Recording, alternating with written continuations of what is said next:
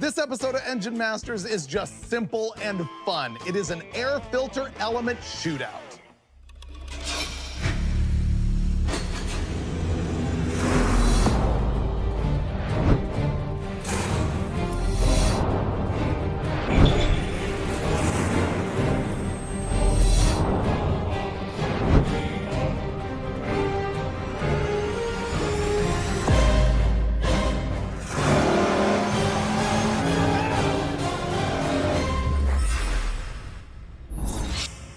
This time we're gonna find out which color air filter element makes the most power. Not really, but kinda, because man, you can see they come in a variety of colors and styles. There are so many air filter elements available on the market these days. I just want to do a quick shootout to find out if there's really any differences in any of them. So you're gonna get two things. You're going to get paper elements versus cotton elements, oiled elements, and then you're also gonna get a brand-to-brand shootout. So I bought everything that I could that appeared to be different that was in stock at summitracing.com at the time we did this show, which is June 2023. I brought my crib notes because I wanted to give you what all these are and what the prices are of them, starting from cheapest to most expensive. First, we're gonna test an All-Star Performance paper filter. That one is $12.99. Mr. Gasket paper filter, $15.72. Then Summit has their own line of air filters, and now we get into the cotton gauze oiled air filters. These are available in blue, black, or red. Strangely enough, red is $34.99, and you can get the other colors for $26.99. I don't think there's a difference in performance, it's just the colors. Next up, we have one from Spectre Performance. This is $31.99, available in red or black. I got the black, which I thought was pretty cool. Edelbrock sells one that's called the Pro Flow in blue, black, or red. That's $34.95. Then we get into the green filter. That's actually the name of the company that sells them. It's not just the color. The green filter is $58.42, and then the K&N is $77.99 on sale at the time we're shooting this. They're normally $89.99. Now, as we test these, one thing we cannot do is judge the value of the filtration on any of these. We don't have a way to contaminate them uniformly, and we don't have a way to sort of analyze what particles are being passed through them. So this ain't that. This is going to be a power test, but I can also sort of give you some observations on each one of these. The two paper filters, I really wanted to get a super cheap one that hardly has any pleats on it, and I couldn't find that. And so the All-Star and the Mr. Gasket are extremely similar, though clearly not made by the same company. They're not the same exact thing. The thing I'm talking about on pleats is air filters can often be judged on how many folds they have, you know, per inch or all the way around the thing. If they have very few folds, that means there's much less surface area on the filter, and that's gonna tend to mean that it won't pass as much air and that it won't catch as much dirt and stay cleaner and useful as long as if you have a whole bunch of folds, but I couldn't find a super cheapie. So that's just a little bit of information that applies to both paper filters and the cotton gauze. Other observations that I've got to get into are that the only two here that are made in the United States are the green filter and the K&N filter. Now, I gotta lead with K&N because this is the company that actually popularized high-performance cotton gauze air filters. They did it way back in 1969. They really invented this marketplace, at least as far as I know. And that product, while it is the most expensive, I will tell you sort of just based on intuition and handling it and fondling it, it's the highest quality unit here. It fits better, the folds are more consistent, the way the wire is like embedded in, it seems more solid, it's a little bit heavier, so that is the nicest unit. The other one made in the United States is the green filter. Here's the thing about that. I took the green filter, and I took all of these actually, and held them up to the light and looked through them. That green filter, you can see a lot of light through the thing. You can actually see some voids in it. And I'm like, what is going on with that? And I wondered to myself, how can this filter anything compared with these other guys? And I read up on their flyer, and here's the deal. They say that they use less cotton layers in their filter than, for example, the K&N. And they say that their oil magnetically charges the screen so that it can catch negatively charged dust particles. I suppose the cotton is there then to catch the positively charged dust particles. There's no way we have to verify all of that. However, The company's marketing does explain why that one seems to be more see-through than the others. What we're gonna do is throw all of these on one engine and just test them, and essentially we're gonna look at horsepower and find out what the airflow is on them. What engine are we gonna use? My 408 LS. Super simple. All we're really using it for on this episode is to suck air and find out which filter is best. Okay, guys, ready for the least ambitious episode of all time?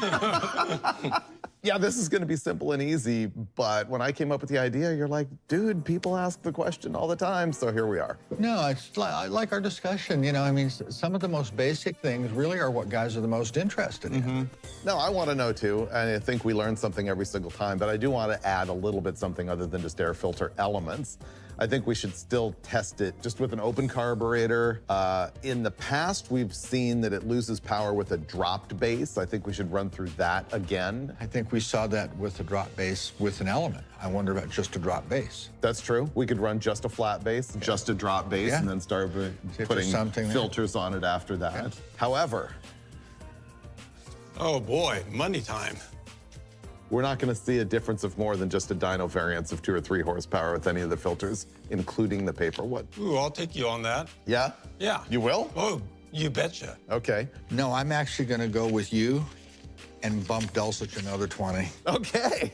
I'm in. There's going to be more than 1 horsepower difference between them. That's not what I said. I Dyno said variation. So Dyno do we call that variations. 2 or do we call that 3? 3. 3? Get out of here, Brule. 3? We can't just look at peaks either. We're gonna have to look at the average. We're gonna have to agree that it made no difference.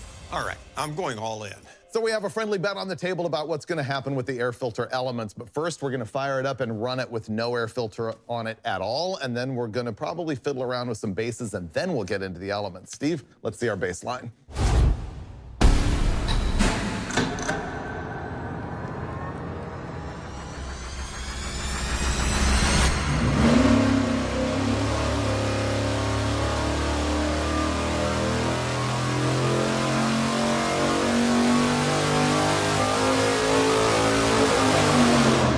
On the open carburetor, nothing modifying it at all. We saw 508.6 pound-feet of torque and 541.3 horsepower.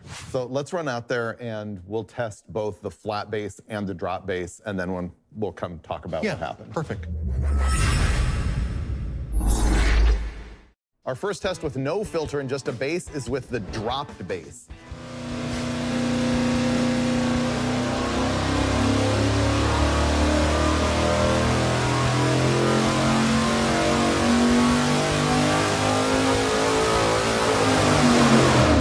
And now the flat base on the carburetor.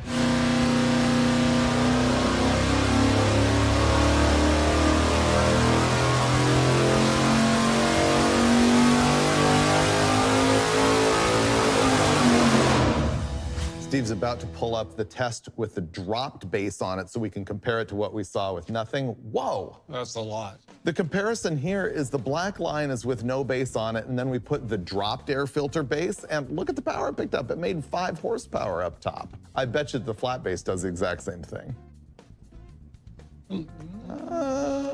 You're talking one. Yeah, the flat base does the exact same thing. It is 1 horsepower difference. We're not counting that. So legitimately putting some sort of air transition into the carburetor helps. It helps. Which we've seen many, many, many times. I just didn't surprise. expect 5 horsepower all the way up top. Well, the reason I thought it was kind of cool to put a base on it is because you see so many guys at the track. If they're drag racing, they'll take the filter off. But I see some guys with no base and some guys with a base, and I think it's important. One is to kind of keep the engine temperature away from the air inlet, and then to contour it as well. And also the reason why it makes 5 horsepower up there and not down here is simply airflow demand. At It a much makes bigger higher speed, difference. so that contour makes a bigger difference. Yeah. When we do our filter testing, which base do you want to use? I want to use the flat one. Yeah. We'll test it all with flat, and then I think at the end I want to go in and test with a filter, the flat and the dropped. I think that's a good idea. Now we're gonna start testing filters, and we're gonna run in there and test our 2 paper element air filters, and then we'll come back and pick a winner on that, if any. Our first test is going to be the All-Star Performance 14 by 3-inch paper element. That's the cheapest filter in the test. I'm going to add this paper gasket. You'd be surprised how much dirt can get right between this edge and the carburetor air horn. And all set, ready for testing.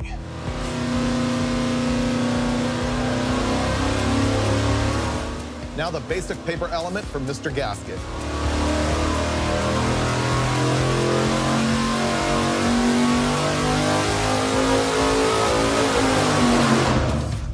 What's on the screen right now is the power with a flat base, but no filter on it at all. So let's see how much power a paper air filter element kills. Black lines is no filter, red lines is with a filter, so that you can see that you do lose some grunt everywhere in the curve by adding that paper filter. Pretty significant from top to bottom. How did the Mr. Gasket do? Now we're looking at a comparison of these two paper filters. The red lines here are going to be the Mr. Gasket. The black is the All-Star. They're the same. Those two paper filters really are identical. I think the worst part of all of this to me is that I couldn't get a Fram filter. That's the one that I always used when I was a kid because I wanted that orange rubber on there. That orange rubber was the key. Yeah. Yeah. So honestly, I think most of these paper filters that have a pleat count like this are going to do that. The next thing that we're going to test is all of the oiled cotton gauze air filters. And I think I want to run those maybe in order of price. Does that sound right? So I think the first one up is going to be the Summit. We're into our air filter element shootout. We've already seen that our paper filters kill a little bit of power versus no filter at all, but now we're looking at our aftermarket oiled cotton air filters. First one up is going to be the Summit brand oiled cotton gauze air filter element. And the cool black looking filter element is from Spectre. Next up is the Edelbrock ProFlow. Can you guess which filter this is? It's the green one. And our last filter, the biggest name in the aftermarket, K&N.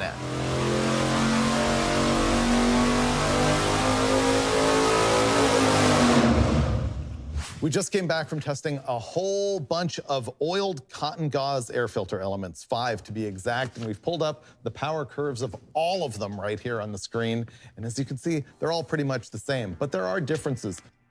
So on a zoom in, that's the difference right there. It's interesting. You can actually see they're fairly well grouped together except for the green filter, which happens to be the green lines, actually is up ahead, but it's by a really minute amount. So among all of the oiled elements, the difference in peak torque is 1 pound-foot. And then the difference in peak horsepower, 2.8. Then the average, meaning the average from the whole range of RPM, 2.1 on torque and 2 horsepower. So that's, that's the difference that we're looking at. Amongst these brands. Amongst all of these filters. So while this looks like it's standing out right here, if you look at the scale, at best, it's 2.8 horsepower. So we established that I believe that all of our oiled filters are essentially the same, although the green was just a speck better by a horsepower or 2. So what we're gonna compare here is that green filter that was the best of those to the worst of our paper filters. And I might add that by worst, I mean by 0.6 horsepower. And so that is going to be the All-Star paper filter in the black lines and the green filter in the red lines. So you can see, in fact, the difference between a paper filter and the oiled filter can be significant enough that we need to do this. Although I misspoke at the top of the show because what I meant to say is all of the oiled filters are the same. And what I said was all the filters are the same. Thanks, you just lost 40 of my dollars. I did, yeah, I know. Thank you, guys. Yeah, you won because the ultimate gap here, remember we said that we would go within 3 horsepower? Well, at peak horsepower, the difference here is 4.4. And at peak torque, it's 2.7. I still would think that we would see it closer here and further apart up there. Well, and we are as far as, if you look at the power curve, it kind of, it does do that. Well, regardless, I think we know that the paper filter doesn't make as much power as the oiled filters, but I think we also assume that the paper filter filters more. Yeah, looking at those two filters, you cannot see through one of them. Yeah. The other one, you can look right through it. Well, the other consideration on these, though, is how much dirt can they hold before they start to degrade performance? That's one of the claims to fame of, like, I think K&N initiated that entire concept. And the other thing that Steve and I have dealt with before on Roadkill and Roadkill Garage is driving through a massive puddle, driving in the rain with your paper filter. You get a paper filter wet, and it won't let any air through it. As a matter of fact, you'll just suck it right into the can. The next thing is I really want to try the drop base versus the flat base. Which element do you want to do that with? The green. Do we want to, though? Oh, yeah. You do? Yeah, oh, absolutely. Because it was the best one? Yes. I think that's fair. Okay. Yeah. Now we're starting our last test. First up is going to be the green air filter with a flat base, and then we're going to change it over to the dropped base and see what happens.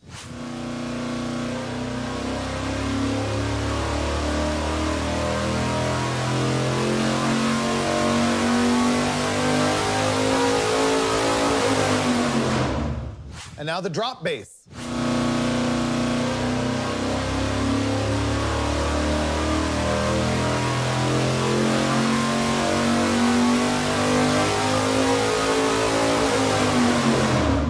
This time, we really didn't see anything. There's one little glitch on one data point where the drop base actually made a little more power, but all throughout the curve, nothing this time. I wonder if part of that has to do with the demand, too. I wonder if this might show different results on an 850 horsepower engine where there's a lot more demand and you've restricted that area. And I'm not sure if we tested it earlier on a carburetor with a choke horn. Yeah. Because the choke horn sticking up off the top of the primaries is going to get way closer. That's a really good point. If we did that, then there's almost no room there. I've measured that. I've seen it. It's like it shuts it down to almost nothing.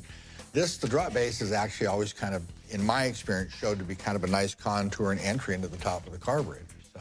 Well, and while picking at minutia, to be fair, this green filter made the most power. I mean, it made more power than no filter at all. It might be making the airflow a little bit more linear through there. We're just using that at this point because it doesn't seem to be at all restrictive. It's a spacer between the bottom and the top. So we've still got basically an open bottom that's contoured. All right, I am prepared with conclusions for this entire episode. The first thing is there's nothing here that we can declare at all about filtration quality on any of this. No. Yeah, so just to reiterate that. The other thing is all of the testing you've seen here is going to apply at this power level. It's not going to matter if you've got a 283 running 10,000 RPM making 500 horsepower, or if you've got a 540 that somehow only makes 540 horsepower. It's about the airflow. It's going to be about the same. Not seeing huge differences, I would say that anything from this power level down is fine. Exactly. Yeah. But if you are dealing, as you said, with 850 horsepower, these things are going to start to be more of an issue. I think what we saw with these filters all being virtually the same, I mean, within 4.5 horsepower, which earned him $100, that there was nowhere to go at all, because when we ran no filter and then added the paper and it only killed 5, well, it's not like the other ones were going to be able to add 20. No, small gains and losses. Not necessarily in order. I think we just found out that not in all applications does it matter whether you have a drop base or a flat base. And earlier than today, I would have said, oh yeah, we tested it. Flat bases can kill power. And it's also going to depend on the top. The other thing is what we've seen, I'm going to say every time, is that some sort of a base or plate or velocity stack is always better than an open carburetor. It just smooths that transition at the edge. Yeah. I think we learned that paper, as far as we have seen, let's say it tends to kill power versus no filter at all. And that the oiled filters tend to make more power than the paper filters. By a little bit. In this case, it could be bigger in different applications. I think we can also say the 2 papers that we tested made the same power. I really wanted to find one of those papers with like no pleats in it that had almost no surface area. It might have made the same power, but it would have clogged much faster. The oiled filters that we tested, they were really all the same except for this green one, which made another couple horsepower. And maybe there's a reason for that. Looking through it and reading their brochure and watching the power, it's like, okay, I don't know if it filters anything, but it did move more air. Yeah, that was kind of an interesting explanation on how it actually filters. But it's not because of layers of material. It's some other magic that's going on there with positive and Ionic negative bonds, ions. Yeah. Yeah, okay. I think that's about it, other than the pros and cons of oil versus dry, which is oiled filters cost a lot more, but A lot more one time. you can wash them essentially forever. Yeah. If you're a guy willing to do that. Are you? No. Neither am I. I end up not having time, and one time I did it years ago, I made a mess of it. If I get a car that has an oiled filter in it and it's a caked up mess, as my junk tends to be, I throw it away. I'm willing to wash them. Yeah. And it's not so much even having to re-oil them and spend all that extra time. I'm just willing to wash them.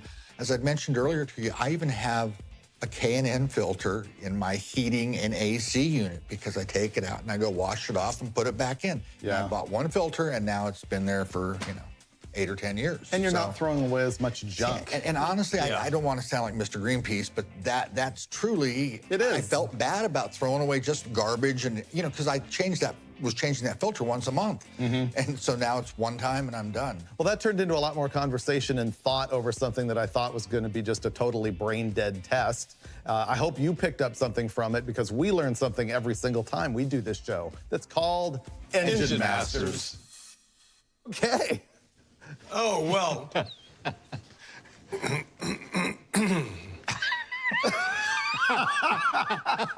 I love guys like this, where you just go, no, we're going to really bet now. We're not just going to wand things around. And all of a sudden, have you ever noticed that same sound in their throat when they start to choke?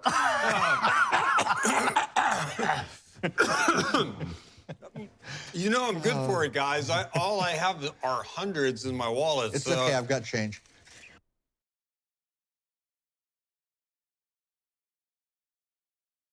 Your valve springs and push rods could be costing you power and reliability, and you wouldn't even know it. Find out why this time on Engine Masters.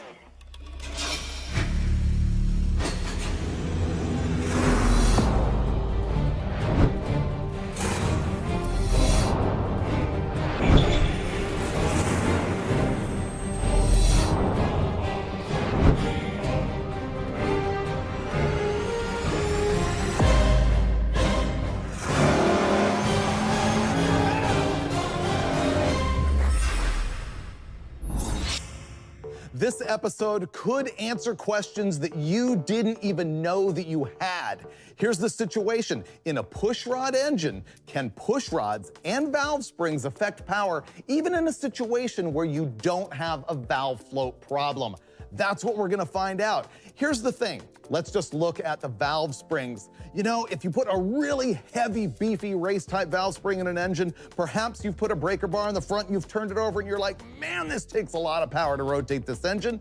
Does that mean that it kills power if you're running the engine with a stiffer spring? It must, because it takes, more work to turn it over. Second thing, you know that when you're setting up your valve train, you might have a push rod in there and a spring, and you're measuring lift. You know that valve spring flexes right there on the engine stand while you're testing it. But does that happen while the engine is running? And if so, how much power does it lose and what can you do about it? Those are the things we're gonna explore here, all with the help of the guys from Comp Cams. Let me start out by digging a little deeper into the tech of how this all works. Now, the valve spring is what we're really gonna be focusing on here in terms of how much pressure that puts in the system. Now, the other thing we're gonna be looking at is flex in the push rod right here. Note that I've intentionally done my artwork here so that the push rod is not directly in line with the lifter. You can see it's off like this to an angle a bit, because that's how it is in a lot of engines, including this big block Ford.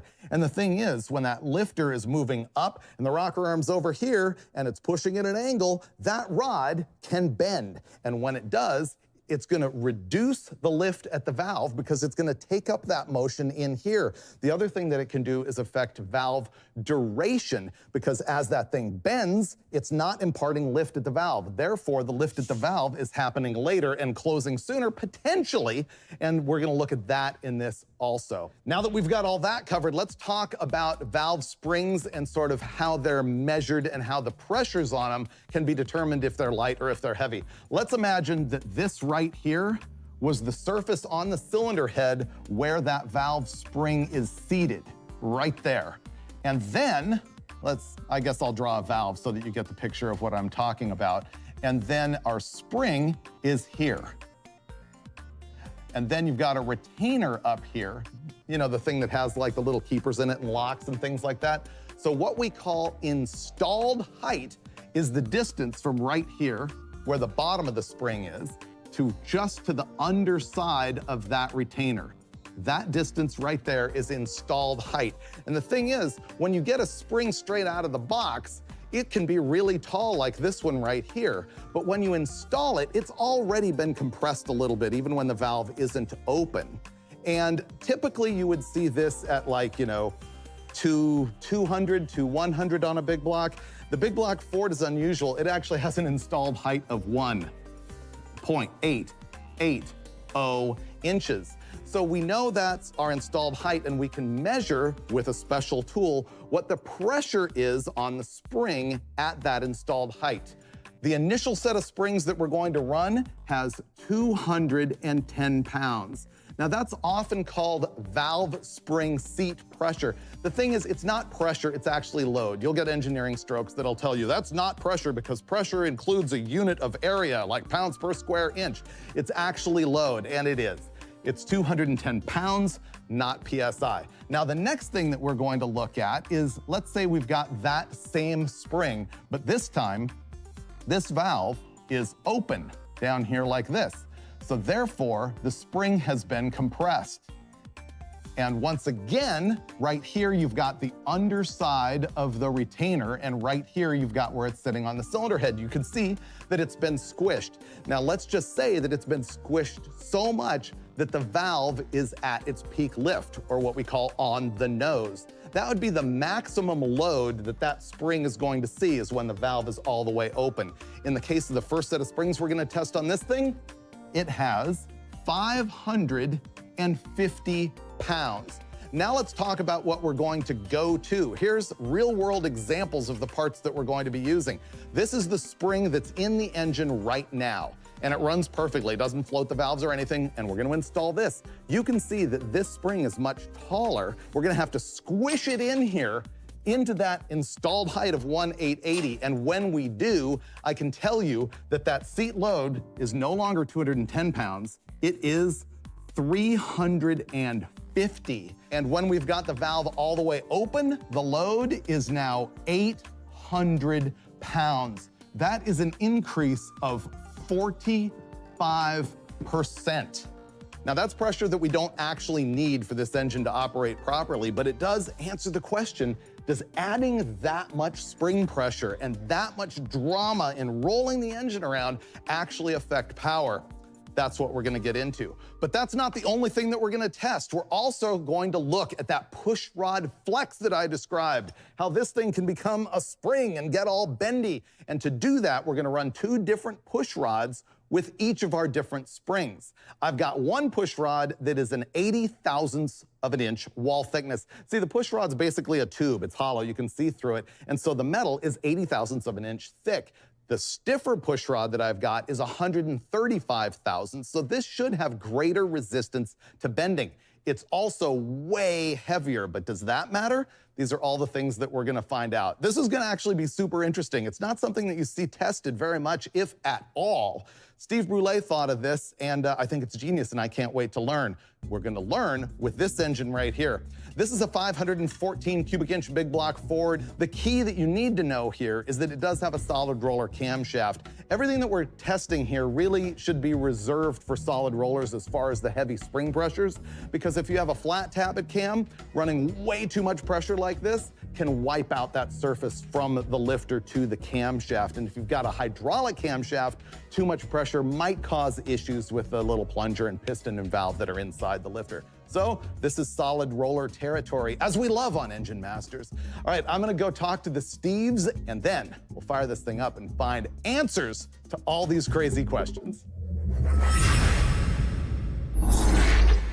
All right, this is gonna be an interesting test that came straight from the mind of Brule. Ooh, that sounds interesting already. Yeah, the whole valve spring thing. So our initial test with our 514 Ford is going to be with our light spring, which is 210 pounds on the seat and 550 open. And we've also got the thinner wall push rods in it, right? 85 wall. So it is 85 wall, which would be 0.085 inches wall thickness on the push rods. Baseline, Steve-O. Well, that's the other question. Will we see the thinner push rods start to flex and lose power with the heavy spring? 2 or 3 or 4 questions that can be answered. It's going to be great. Yeah. One test at a time. All right, fire it up, Steve. All right.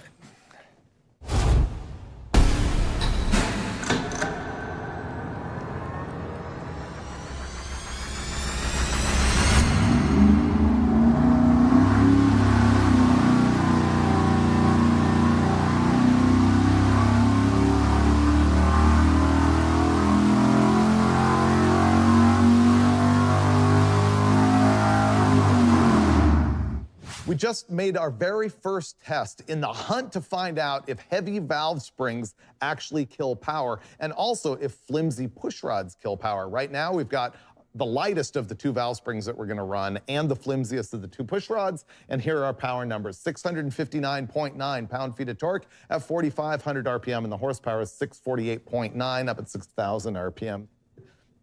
There's not much left to talk about. That's just is what it is. It is what it is, and it's good. So the next thing we're going to do is run into the dyno cell and rip it apart and put in stiffer push rods. Right now they're 085 wall, and we're going to put in 135. 135. Yep. Ready? I think it'll surprise you. I hope so.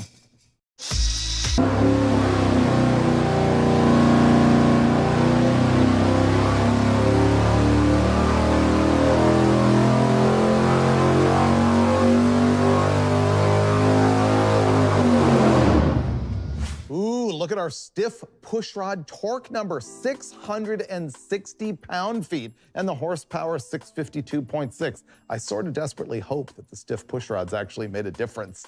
Me too. Look at the overlay. Stiff push rods are in black, and flimsy ones are in red. So it did help. Wow. It really made a difference up here. You know, when I was looking at some of the data before I walked in, it looks to be about 5 up in that area. I mean, I was a little doubtful initially. Yeah? With this amount of spring, if that would be that big of a difference. And I think the real proof in the pudding will be is when we put that 800-pound spring on it. Sure. Because if that thinner push rod or weaker push rod is flexing and deflecting and losing lift, Or it's going to breaking. become more exaggerated with that bigger spring. Wow, this actually makes me happy. I know, It's me better too. everywhere. Because I didn't know if we were actually going to see anything. No, it's better everywhere. So I'm really anticipating these results being more radical when we go to the really stiff spring and the flimsy push rod, which is what we're about to do. Or should I say it's what Troy's about to do, because this is going to be a lot.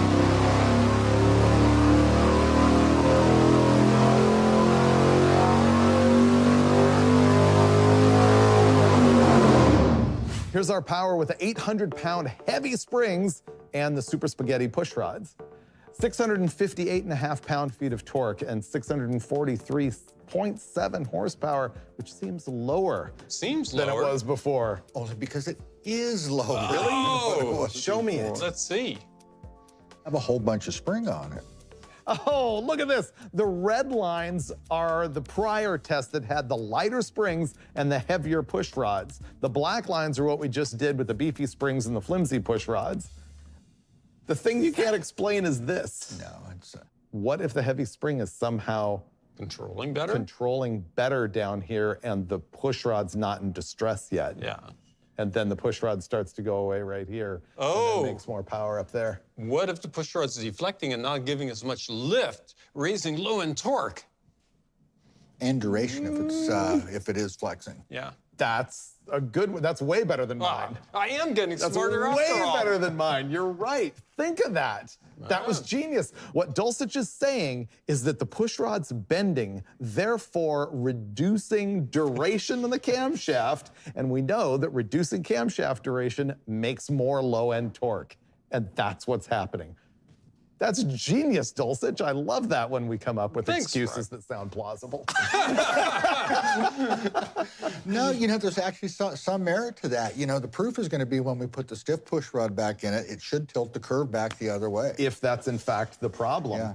But yeah, we lost a lot of power going this way. And to be clear, the reason we believe that we're losing power is because that push rod is flexing, giving up lift, deflecting. giving up duration, and just making a mess of the whole Or thing. is it because the spring is heavier and it's harder to turn. Well, let's put in the heavier push rod. Okay, yeah, we're not gonna know really what we're knowing until we throw in the 135 wall push rods, and even then we might not know, but we can come up with excuses because it's what we do. No? No. Well, Facts coming up on Engine Masters. Here we go.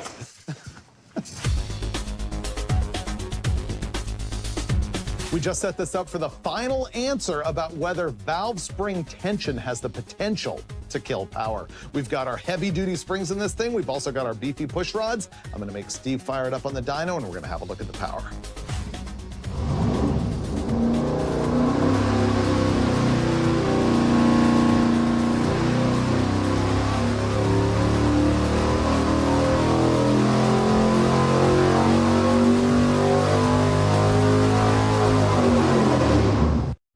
Here's our power, and actually, it looks like we're gonna conclude the stuff that we wanted to see. The torque with the heavy spring and the heavy push rod is 659, and don't forget the 0.9 pound-feet of torque, and the horsepower is 651.6. Let's look at the overlay of this, and it's gotta be compared to the lighter spring with the stiffer push rod, which is the best power curve we've seen so far. heavy push rod. Uh-oh. They're exactly the same.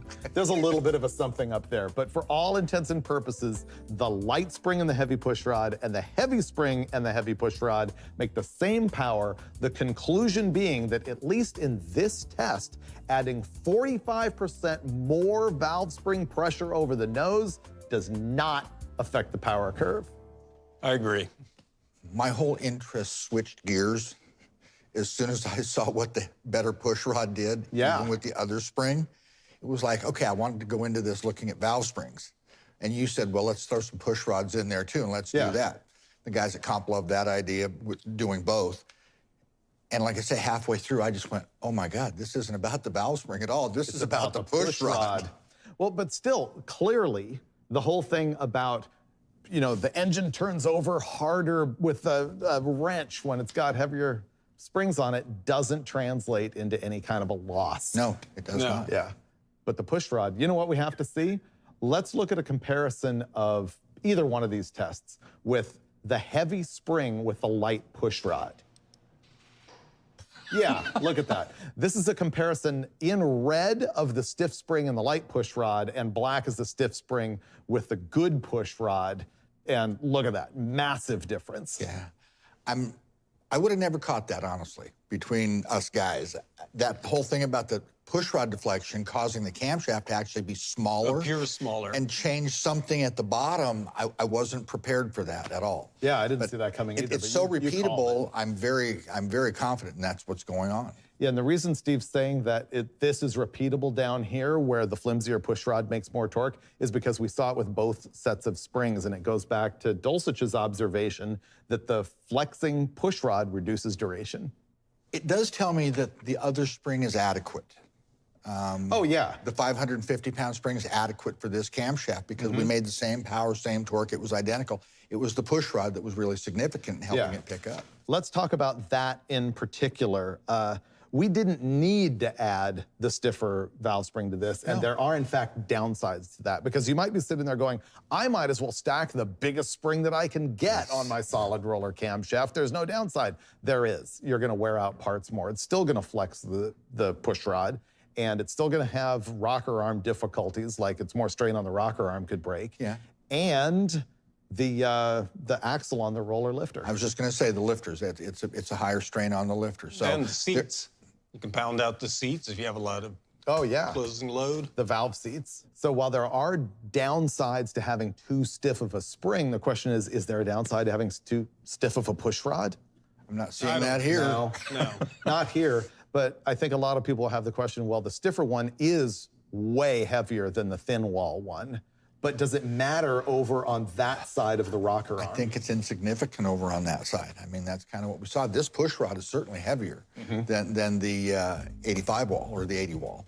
And I think that's all the notes that I've got. So our final conclusions are run the lightest spring you can that still controls your cam, but if you go too much on the spring, it's not gonna have an effect on power, and there's no downside to running the stiffest push rod you can. And we can also conclude that you really want to have stiff rocker arms and rocker arm studs, or above and beyond that, shaft rockers. Right. I like the shaft rockers. They're so much faster to adjust. Yeah, there's a lot of betterness about shaft rockers. Yeah, certainly is. Yeah, what's a good test for shaft rockers? Could we actually get something with like 1,100 pounds over the nose and run it on a rocker stud versus a shaft rocker? You know, when we talk about deflection, this has got a regular stud in it. Uh-huh. If this had shaft rockers on it, would it pick up even a little more? I'm not sure if we'd see that on this engine, but I think we could do it with something more hardcore. Yeah, certainly. And more hardcore is what I love. Anytime I can pull it off on Engine Masters. The thing you can't explain is this. No, it's... Oh, yeah, I can explain it if you want can? me to. Of course. Because the spring takes more power to turn the engine? But Oh. the heavy spring's making more power right here. I thought you said I was getting smarter. Can you not snack in the middle of the tape? Are you chewing? Oh, God. He just shoved that beef stick right there on his throat, too.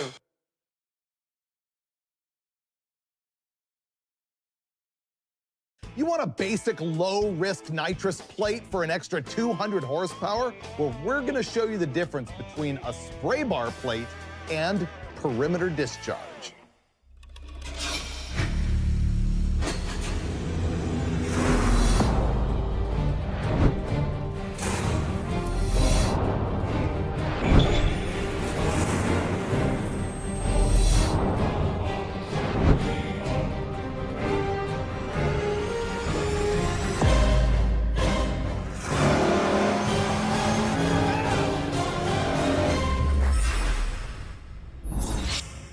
I love nitrous oxide. You touch a button, you get tons and tons of horsepower. I've done it forever with carburetors and plate systems, and man, it's great. But I've always wondered, what is the difference between a carburetor nitrous injection plate that has the spray bars on it and one that is perimeter injection? It sprays it all around the edges. So that's what we're gonna find out here. Before I get into that, let me just touch you up on how nitrous works. In a carbureted application, what we're gonna do is bolt a plate underneath the carburetor, and it's either got that perimeter discharge or the tubes in it, the spray bars, and what it's gonna do is inject extra gasoline into the engine. Now, to burn that extra gasoline, we're also gonna add nitrous oxide. Nitrous is stored in your container bottle as a liquid. It discharges through that orifice and becomes a gas. Nitrous goes into the combustion chamber and it releases oxygen. Oxygen allows you to burn that extra fuel. Burning that extra fuel gives you more horsepower. The other way it gives you more power is by chilling that intake charge like crazy. Here's how we do it. That plate is fed by a couple of nitrous solenoids. They're an electric on-off switch. So you've got nitrous oxide going in the nitrous oxide solenoid, and on the other side, you've got fuel between 5 and 6 PSI going into the fuel side, and that's as simple as it is. All you do to install it is bolt that plate in there, throw some wiring on it, chuck a bottle in the trunk, and boom! You probably also need a nitrous bottle heater. And what we're doing here is a 200 horsepower shot. All of that stuff I told you about, extra fuel and cooling and everything, you just touch a button, you get 200 horsepower. That's adjustable based on jets that you can put on each end of the plate. Now, the thing that gets different here is how we are introducing the fuel and the nitrous into the engine. First, there's the good old spray bar system. This one happens to be from NOS. The way it works is it has a top bar, which is just a tube here with holes drilled in it, and that one is carrying the nitrous. Then you've got the bottom bar, and that one is carrying the gasoline.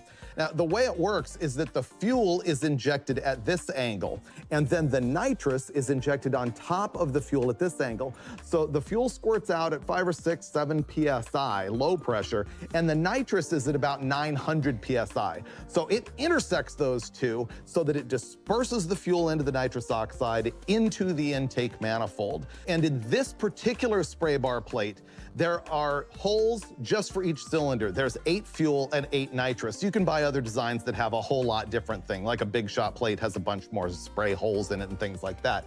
So that's one tactic to get the fuel into your engine and the nitrous oxide. This is the one that I've used forever. It's all I've ever used, to be honest.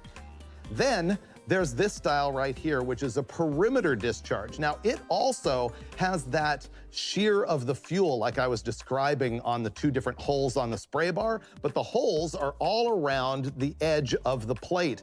It's actually two pieces here, and when the nitrous comes in, it travels in a channel all the way around, as does the fuel, and it sprays out of holes all the way around the edge. This is something that was popularized by Zex nitrous oxide, and I've used them in the old days when they first came out, just sort of for testing. I've never done an A/B test between the two plates. And what we're gonna do here is not really look for which one makes more power. I'm curious which one is more tunable and how it reacts to this particular intake manifold. Now, the interesting thing is that Zex and NOS supply different jets for different horsepower levels, meaning a jet that goes into a nitrous plate is sort of like a carburetor jet. It has a metered orifice drilled in the thing. And you might see a 73 and a 64 jet as the tune-up for the Zex plate. That would be bigger on the nitrous and smaller on the fuel.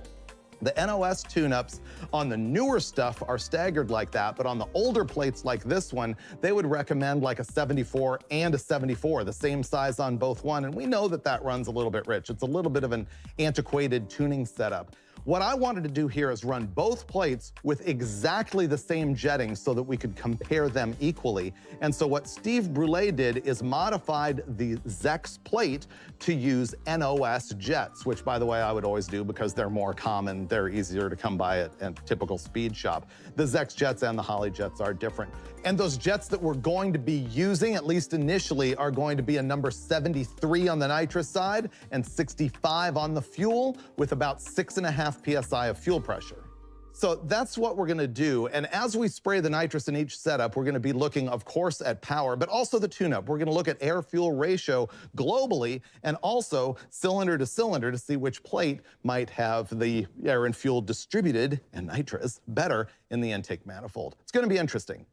Here's the engine that we're going to test it on. This is my own 408 cubic inch LS stroker setup. Obviously, it's a General Motors LS series engine. The bottom end started life as a 6-liter iron block. It's been stroked out to 408 cubic inches. It's all forged bottom end. It's got large ring end gaps for nitrous oxide. That's something that you should really do if you're building an engine and you know you're gonna spray it. Even at a 200 horsepower increase with the nitrous, you don't want the ends of the piston rings to butt from heat. It just causes all kinds of problems. So this is set up for that. It's also very much a tame street drivable engine. The compression ratio is only 9.3 to 1. That's really low. And the reason is I'd initially built it for boost, but the thing is that also makes it just that extra level of safe on nitrous oxide. So about 2 points less compression than I would actually build it for if I was just gonna run the thing around without nitrous or without boost. The camshaft is also very small. It's a hydraulic roller, of course. The duration on the intake side is 225 at 50 thousandths tappet lift. The cylinder heads on this thing are 259cc inlet runner. They're from Blueprint Engines. And we're gonna run a carburetor up top this time. It is on a General Motors single plane intake manifold. And I point out single plane mostly to tell you that common knowledge would say if you're gonna run plate underneath a carburetor with nitrous oxide, you want a single plane. In truth, we've tried it on dual planes in past episodes of Engine Masters and actually improved cylinder to cylinder distribution on the dual plane. But the results that we're gonna see here with these two plates might be different if you were dealing with a dual plane. In fact, they might be different on different single planes, but it's still gonna give us some information on what could happen. Now, of course, I'm running it with a carburetor, and it is a Holley XP 750 CFM. Because the LS engine doesn't have a distributor, we're gonna control that with an MSD box to pull timing out when we're on nitrous. So there you go. I'm gonna sit down with the Steves, and we're gonna run my glorious little LS motor on a 200 shot of nitrous oxide with 2 different plates. Here's the thing. This LS makes 540 horsepower. What's your rule? 30%? 30, 35, that's a safe number. 30% is 162 horsepower gain.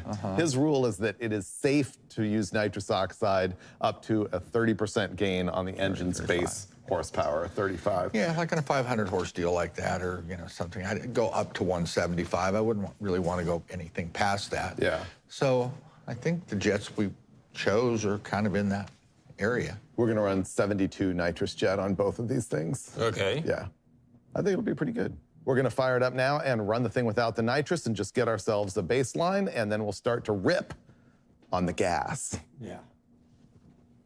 Go? Go. Go. Thank you. Bye.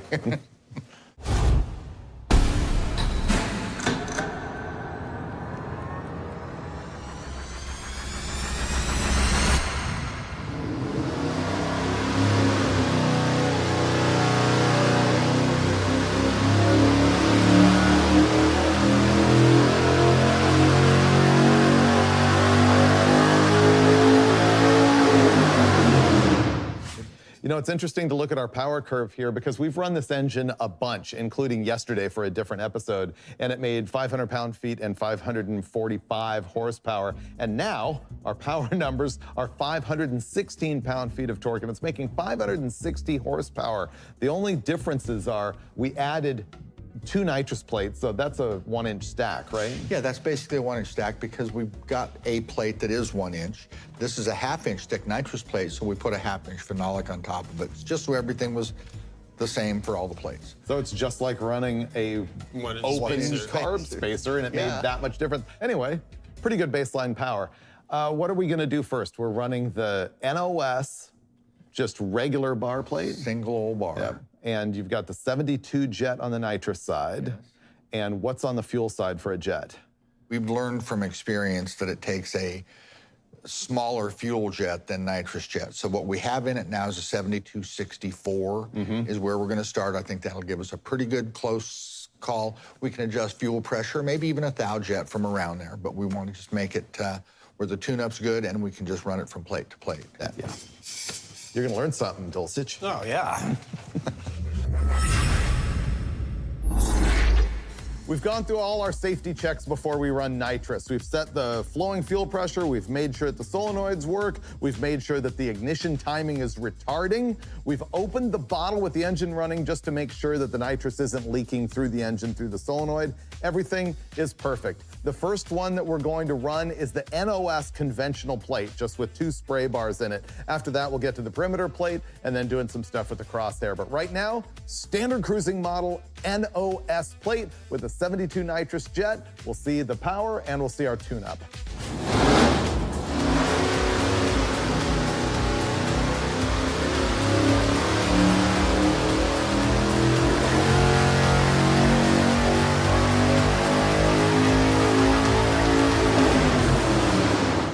I know the first thing that you want to know is the power that we just made with nitrous oxide. It is 774.2 horsepower. I'm good with 775 on that. And the torque is 724. The thing is, those numbers really depend sort of on where you hit the button, especially the torque.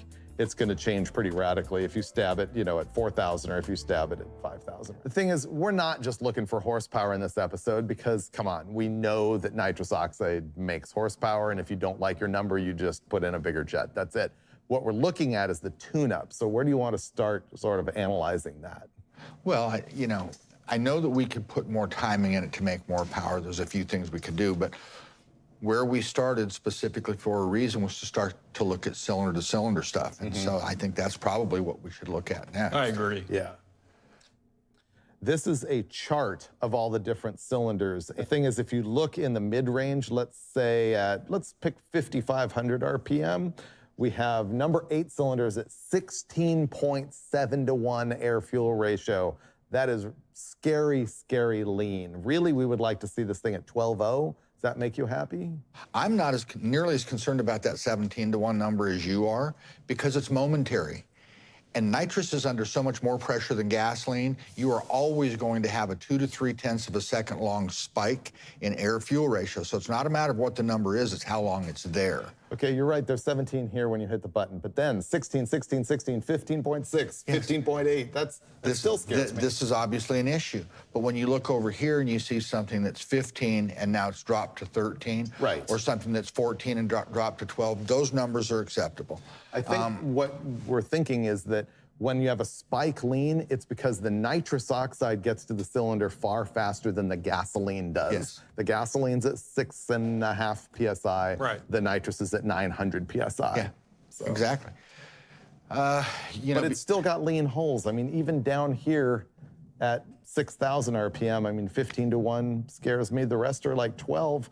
With a plate system, you can't pick one hole to fix. no, and that's what really bothers me about this. So what we're probably going to end up having to do is give up some power in one or more cylinders to try and correct that number 8 so it doesn't burn up. It seems to me that our only choices here to fix that 1 or maybe 2 lean cylinders are try and put a big carburetor jet in the right rear to see if we can get more fuel to number 8. I haven't had a lot of success with that, but we could try it. Or globally change the fuel and the whole thing, make it all richer just to save that 1 cylinder, yeah? Yeah, I mean, those are both solid approaches to try. But the first thing I'd like to do is go take a look at a spark plug. You know, sensors do go bad. Bosch sensors, NTK sensors, they do fail at some point, and particularly with leaded fuel. So what I want to do is go take a look at the spark plug. That's the first thing that sees combustion, and we're going to be able to tell whether it's really as rich or lean as we suspect that it is.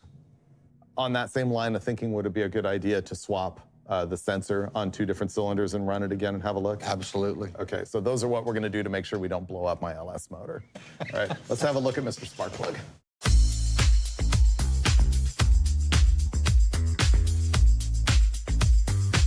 We pulled out this number 8 spark plug to see if it had anything going on, and it looks flawless. If it had spatters of aluminum on it that would have come off the piston, that would be really bad. Instead, we're looking deep on that porcelain, and there is like, what, a 32nd or 16th of an inch tall black ring around the bottom of it, which is perfect. The other thing is you can read the timing requirement or the timing like performance a little bit by looking at where it burns on the ground strap. And if you don't have enough timing, it'll be over here by the tip. If you have too much timing, it'll fold all the way over here to the edge. You want it right there at that bend, and that's where we're at. Anyway, this is all good.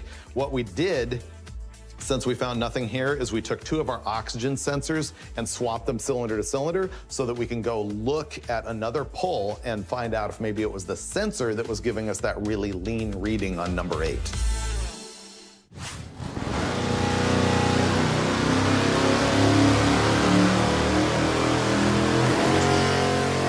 The number 8 cylinder is still reading lean on our sensor, and so we don't think the sensor's bad because we swapped them cylinder to cylinder, and so we're gonna do something we've never done before.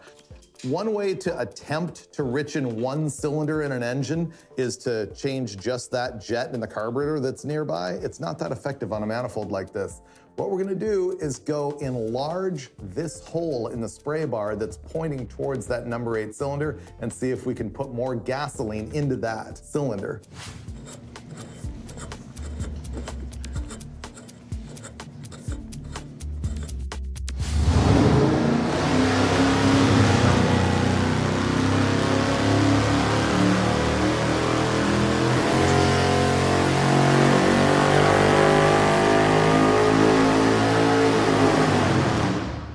Here's our final pull with this thing after we were messing around so hard trying to get that number 8 cylinder rich. He drilled that oversized hole in the spray bar, and honestly, it did nothing. But let's start with the horsepower, and then we'll explain that. This made 772 horsepower and 737 pound-feet of torque. The problem is this tune. We still didn't get that hole any richer. No, it's, you know, past experience, it's hard to tune a single 4-barrel manifold with an issue in one hole. It's hard to get things diverted to just a single cylinder. With a tunnel ram, you can poke around right over every cylinder, but with a single 4-barrel, it's tough.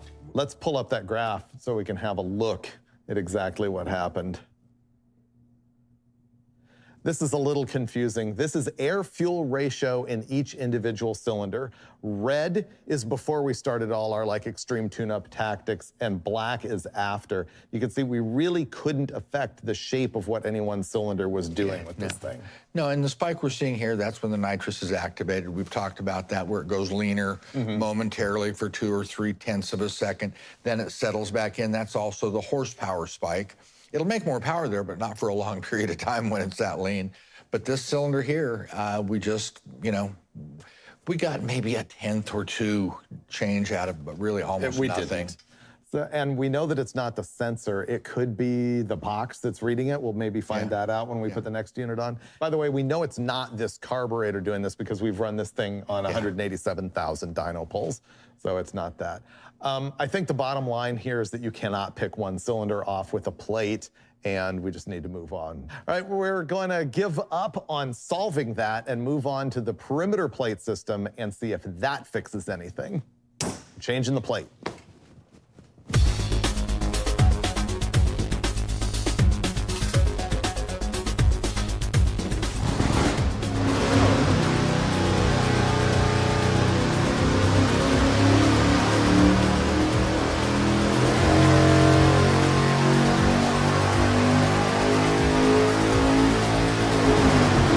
At a baseline power of 560 horsepower, we hit the button and turned that into 789.8 horsepower and 750 pound-feet of torque. So that's really good, but we know that nitrous makes power. The story is in the tune-up. Now, this is a air-fuel ratio curve for every cylinder in the engine. Higher is leaner, lower is richer. This spike right here is when we hit the nitrous button. The nitrous gets into the engine before the fuel, it goes lean. So really what we're looking at is down here. We do have one fairly rich hole at about 11.5 or 11.7 to 1, and the leanest that we get is 13.4 to 1. This is safe and good, and the grouping is tighter than what we had with that other plate. And our tune-up's identical. So we're looking at same jet, same fuel pressure, same ignition timing, same carburetor jetting, and it's just happier with the perimeter plate system. So I guess to conclude, no one's gonna drive around with a plate system at this power level and actually have O2 sensors cylinder to cylinder. And I think the first thing to comment on that is people have used spray bar nitrous plates for millennia. I mean, they've been around for decades. We used them 40 years ago. We used them 40 years ago. We use them forever. Everyone's put a zillion laps on them. And in general, you don't kill holes, or if you do, you're looking at spark plugs and you know that that's a risk. So I guess what I'm saying is we saw that one cylinder. The spark plug didn't tell us that it was in any kind of distress. You know, the O2 sensor did, the spark plug didn't. 40 years ago, you would have looked at that spark plug and gone, I'm golden, and run it, and you would have never had a problem. But we do know now, which is why we end up being happier with the perimeter plate in this application, because I guess the data just makes us feel more warm and fuzzy. And that's really some tough power to outrun anywhere. You put that on the street, who's gonna run with you? Yeah, it's pretty good. Man, I love nitrous. We need to test more with nitrous. Oh, you know what we have? I want to do a fogger so that we can individually tune each cylinder. Yes. You know what? That's a promise. We will do that on a future episode of Engine Masters.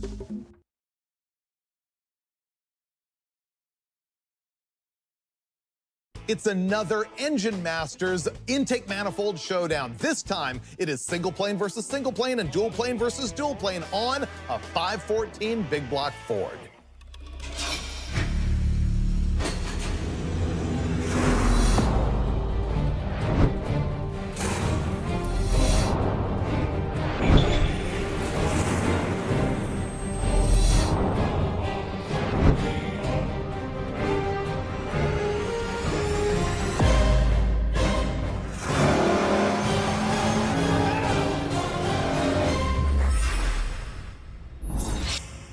It's another episode for you big block Ford lovers who nag me all the time going, we need more 385 series big blocks on Engine Masters. And here it is. I wanted to do an intake manifold shootout, and I'll tell you this time, it was limited by what was available on the market in the days that we were setting this thing up.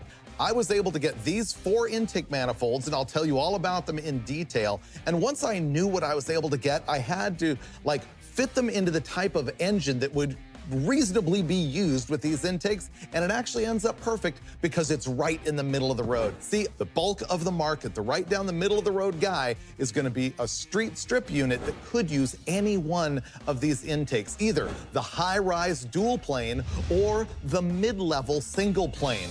Are you gonna wanna build your thing that runs 6,500 RPM or less and use it in a big old heavy truck, or you're gonna use it in a drag car? Well, either way, you're gonna have answers out of this episode. You see, the engine that we're going to use is a Ford Motorsport 514 cubic inch crate motor. It's nearly stock. It makes in the neighborhood of 640 to 50 horsepower and 630 to 40 pound-feet of torque, depending on the configuration. It's only 9.8 to 1 compression ratio. In some episodes, you'll see Dulcich and I sort of, I don't know, not ridiculing the thing, but wanting more, wanting our big block Ford to make like 750 horsepower, but instead, this is a pump gas, tame, drive it anywhere kind of engine, but it does have a solid roller camshaft, but it doesn't RPM above about 6,000. So it is the perfect player for what we're doing here. Let me tell you specifically what we've got. First of all, on the dual plane side of things, the ones that are gonna favor the lower RPM, the more truck-oriented manifolds, are going to be the Edelbrock Performer RPM. This is a high-rise dual plane. I'm gonna say that this is significantly better for this application than an Edelbrock Performer, which is a much lower rise dual plane. The thing is, we also have the Edelbrock RPM air gap intake. The key difference visually, of course, is that this is all cast as one unit, whereas you can pass your hands underneath the intake runners on the air gap. They advertise these as being able to flow cool air under the runners to make more power and potentially have less vapor lock. So that's the story on the dual planes. Then over here on the single planes, interestingly, we have an airflow research intake. Now that is designed specifically for the airflow research bullet cylinder head. And as such, it has sort of a rectangular port, which is differing from the rest of these, which are oval or nearly round. Let me talk to you about what we're using for a cylinder head and how that relates to these intakes. The cylinder heads that we're using on this crate engine were called a Ford Super Cobra Jet. They were designed by John Kazi way back in the day, maybe 20 years ago. And these heads have altered valve angles and things that have improved flow, but they also have a much larger port window than you would see in a regular passenger car cylinder head. I can show you that by showing you this. This gasket right here is for a regular 429 or 460 up to about 1987 in a car or truck. This is a Super Cobra Jet intake gasket. Now, if I overlay them here and line them up perfectly, you can see on this side that there is a big difference in the size of the ports. And you can see how it's not only the size, but it's the location as well. And so that's what we're dealing with, are cylinder heads that are this size and 3 intake manifolds that are closer to this size. The important part being that the head is bigger than the intake manifold, and so in no case do we end up having a problem with a step offset in the wrong direction. While the head might be capable of more than some of these intakes are, we're still gonna be able to demonstrate the capabilities of these. So there's our story. We're gonna run all 4 intake manifolds. First, the 2 dual planes. Is it true that the air gap is actually different than the Performer RPM for the big block Ford? I don't know. Can an AFR rectangle port intake make power on a Super Cobra Jet head? I don't know. Can the manifold that was originally delivered with a Ford Motorsport crate engine actually top all of them? I think kinda probably. Let's go. How much do you guys love intake manifold shootouts? I love them because they're brainless.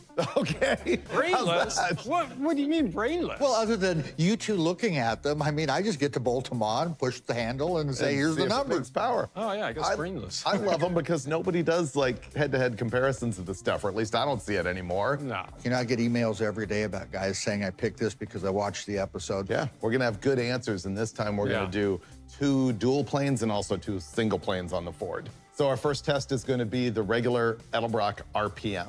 Performer RPM is actually their designation. Right, the Performer RPM. I always call them just RPM, but that's Me right. too. There's a Performer, and then there's the RPM air gap that we'll get to later on in the episode. So the first victim's the Performer RPM.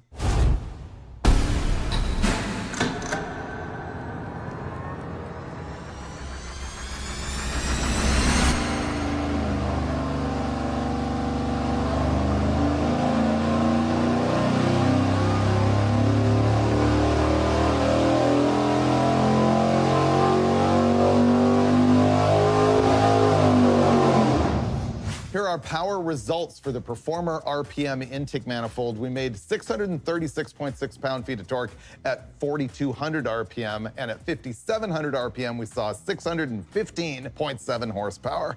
Pretty good stuff for a little dual plane. Is it? I think so. We were gonna offer it a milk bone, honestly, when you weren't here. Yeah. Yeah, we were gonna take it for a walk. I guess we're sitting here going, if we had 514 Ford with these heads, honestly, this has 9.8 to 1 compression, so it's low. Yeah. It's a street motor, it's a pump gas motor, and it needs another 20 degrees of camshaft. But then we wouldn't really be able to do this story with the dual plane intakes. I think that is what it is. Our next step is to find out if, in fact, the RPM air gap is gonna be better, so we gotta go swap it out.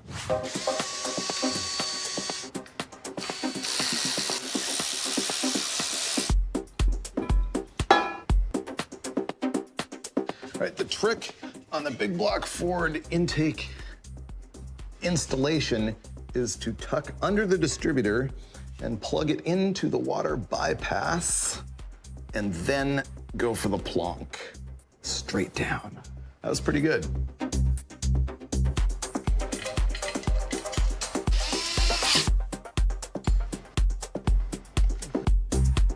We just did our intake swap. Now we get to go find out the power of the Edelbrock RPM air gap.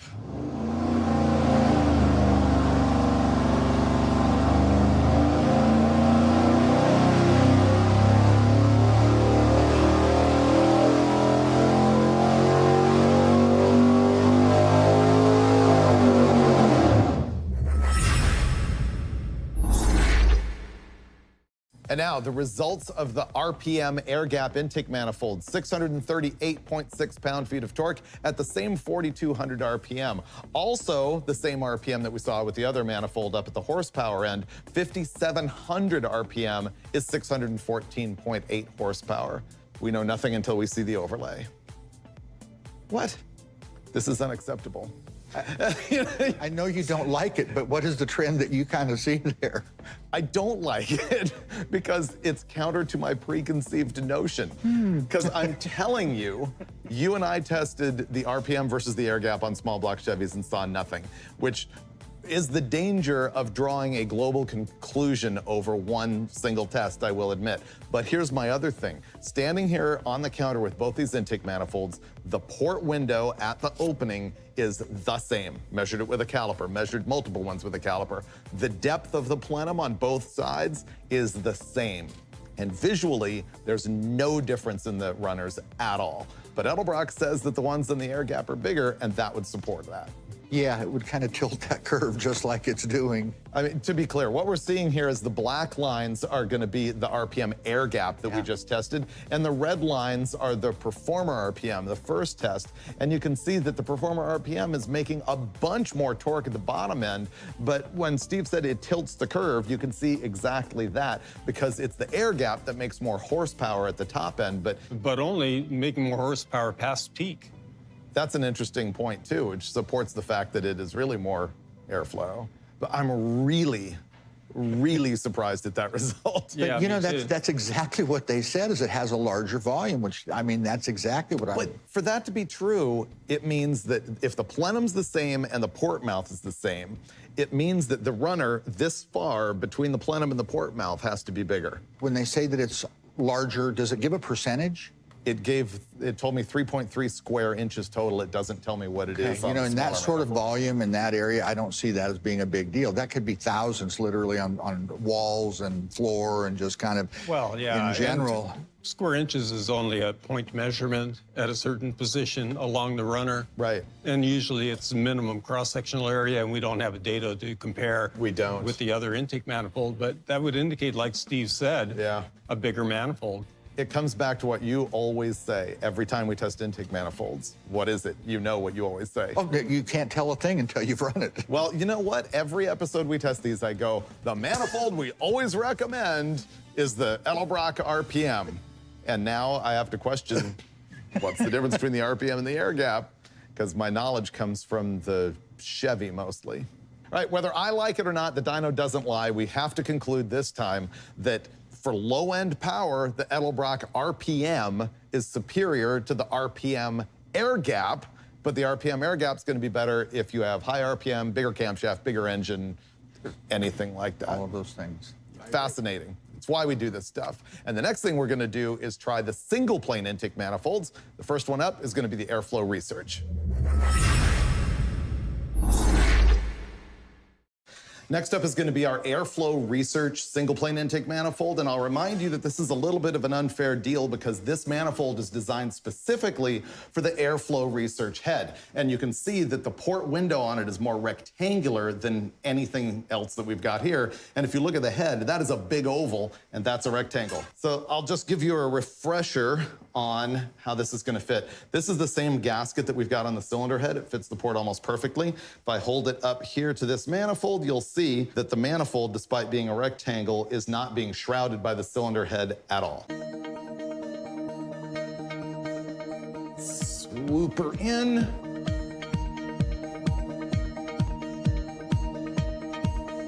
We're gonna test this with the same Holley HP 950 carburetor that we're using on the other intakes. The HP has slotted base plate bolt holes so that you can bolt them onto a manifold designed for a 4150 Holley with a smaller pattern, or you can bolt it to a manifold that's intended for a 4500 series Holley, which is a Dominator. You have to use a Dominator gasket to do that. So here we go, bolting on our 4150 carb onto our Dominator intake manifold.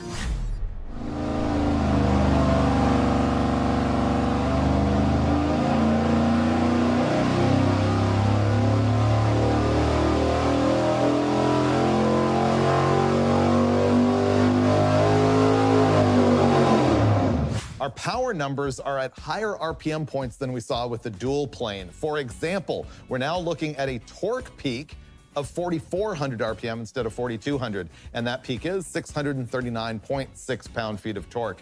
The horsepower has now jumped up to 6,000 RPM, and it's 628 horsepower. We're gonna compare this to dual plane intake manifolds, which almost naturally are gonna make more bottom end, but maybe not as much top end. So let's first compare it to the RPM air gap. Textbook difference between a single plane and a dual plane intake manifold. The red lines here are the dual plane air gap, making way more low end torque and less top end. The black lines are the AFR Bullet single plane, making less torque and more horsepower. Yeah, do you notice that the crossover on the power is right around peak torque? Yes, it is, right around peak. Yeah. It's 100 RPM lower than peak torque. Let's compare it to the regular Performer RPM, which should actually make more bottom end beef. The blue lines that we just added are the first intake manifold that we tested. It's the Performer RPM. And you can see it's making even more torque down here, much to my surprise, and just a speck less horsepower up top. It would certainly be application specific between the single plane and a dual plane. But if I'm gonna pick a dual plane, I think I'm going with the Performer RPM. I mean, it picks up enough bottom end. I'm not trading off of that for the bottom end it gains. And if you don't buy the air gap, you don't lose tools under the intake manifold. Or bolts. We call it the bolt gap. Yeah. The bolt gap. Everyone knows you always drop stuff down in there, Well, and it it's- always fills with oil and gas for us. It's a nice catch. Yeah. To this point, we think that we're gonna argue that the Performer RPM, not the air gap, is our favorite dual plane. And as far as the single plane goes right now, it's dealer's choice, whether you want low end or whether you want to drag race the thing and RPM it. Our final answer is gonna be when we install the final Edelbrock manifold, which is the one that finally has the same size port window and same shape as the cylinder heads.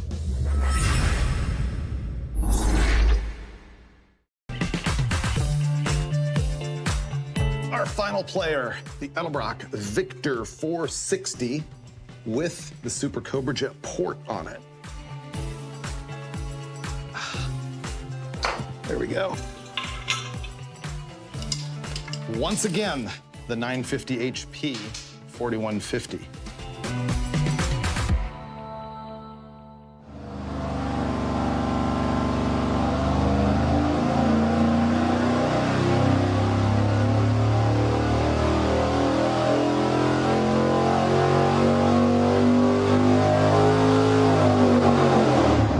Here's the power numbers. We made 638 pound-feet and 638 horsepower. The torque came in at 4,600 RPM, and our horsepower peak is still landing up at 6,000. That's pretty stout peak numbers from what we've seen so far. It's all to be seen. We got to compare it to the Airflow Research Bullet single plane. This may be the one time where visually the intuition was correct. Really? Black lines, the Super Cobra Jet intake manifold, the Edelbrock unit, and the red lines are the airflow research. And it's weird, the Super Cobra Jet, or the Victor 460, made a bunch more power above peak torque, like above 4,500 RPM, and really it's a trade-off. Why is it that they performed about the same down here and not up there? You know, the bottom end on this particular manifold actually I think is exceptional that it did hold on to the bottom end and still made more top end. You know, visually it's a larger manifold. The Victor 460, yeah. So intuition-wise, it's like, okay, it's bigger than the AFR, it's a single plane, maybe it'll make a little more peak. But I'm impressed that it was able to hold on to the bottom end. So the Victor 460 ended up making more power than the AFR up top, but is it possible that when we're doing a port offset, meaning the intake manifold is much smaller than the cylinder head, is there any kind of turbulence in that offset that actually slows down airflow? I guess a flow disruption would be a pretty logical explanation for what we're seeing in a dyno curve up top. I think part of it might be, too, is where the port is located in the intake manifold versus the intake port. Maybe it's actually entering the air in a not very good area of the intake port itself, where a port that's aligned properly would come right off the floor and have the nice turn. It might be that it's coming off of a wall or something because the port alignment as far as position is not very good. Interesting. So I bring that up basically to say what we're doing here is not as much an intake manifold shootout on the winner as it is an investigation of what's available on the marketplace and what happens. Exactly. And in this case, we think there's a couple of reasons why the AFR is not moving as much air up at the top end as the larger Victor 460. Well, and in all fairness, we know that that manifold works because we've done the head comparo, and we know that the AFR head and that manifold make better power than this. Which is a matched team because Yes. the AFR head is designed Yes. around that same port shape as this intake So the head manifold. can't make better power if the intake manifold won't support it. So Also a solid conclusion. What I would like to see now is we know that for this combination, the Victor 460 is our favorite single plane, and we know that the Performer RPM is our favorite dual plane. So can we have a look at both? Wow, that's pretty massive, actually. The black lines are the single plane and the red lines are the dual plane. I gotta be honest, there's no way I'm choosing the dual plane on this thing. I can go ahead and give this all up because I'm gonna be making more than 550 pound-feet of torque from the step.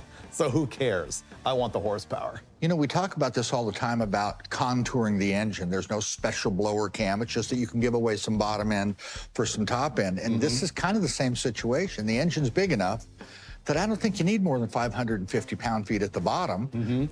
But you can sure use that at the top. That's a big difference. You can really see where the airflow starts to lay over on the dual plane. There's no way you disagree with that, right? No, I mean, you're seeing a textbook example of single plane versus dual plane right here. I mean, it's pretty evenly matched. So if you wanted a lot of low-end torque, for whatever reason, the dual plane's got it. Yeah, like we talked about earlier, application. You're not going to pick the single plane for your pickup truck. You're not going to pick the dual plane for your drag race car. And that's a clear conclusion for the episode, but there's a couple of other things. We were able to compare two dual planes, two single planes, and dual plane versus single plane. And so our final answer is, I found out that there is a difference between the RPM air gap and the Performer RPM on the Fords. And more RPM, more horsepower, more displacement, you want the air gap. But this benefited with the Performer RPM. That was the light bulb moment for me in the episode. Yeah, the whole thing is good. I always love these intake manifold tests because we go in presuming we know all of what's going to happen, but we always learn something coming out of it. For sure. Yeah. And I feel more than ever that the things I learned here were not that shootout thing of, oh, this one's the winner. It's more an application thing and some knowledge about what happens with different port shapes and things. So, pretty cool. Yeah, I liked it. I really want to build a larger displacement, bigger power Ford big block. Ford, that could, you know, 600-inch Fords are not out of the question at all. Super easy in a stock block. Some of the stuff I've seen with the Fords, some of the builders say, oh, this thing was way easier than building a Chevy. Really? So, yeah, I mean, it was surprising to me, but it's a possibility. We'll call that guy because we need to test that junk on a future episode of Engine Masters. But I can't live with myself till we do one more thing. Let me guess. Dominator! Last test, we're gonna find out if we can make a few extra horsepower with a Dominator carburetor. Now we're super happy. We just made 649.5 pound-feet of torque and 650.5 horsepower. Let's just say at 600 horsepower, you should probably be looking at a Dominator. That's why they call it the Dominator, Isn't right? that the greatest name ever conceived yeah. for a speed part? I love it.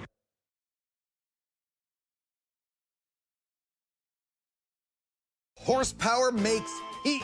This time on Engine Masters, we're gonna show you how to love that power by keeping your cool.